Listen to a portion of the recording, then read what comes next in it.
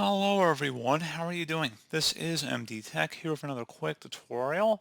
In today's tutorial, I'm going to show you guys how to print selected text as well as selected pages on your Microsoft Word document.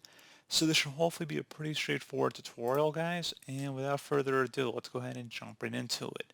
So all you have to do is open up Microsoft Word and then select the File tab up at the top left. And you want to select Print on the left side here.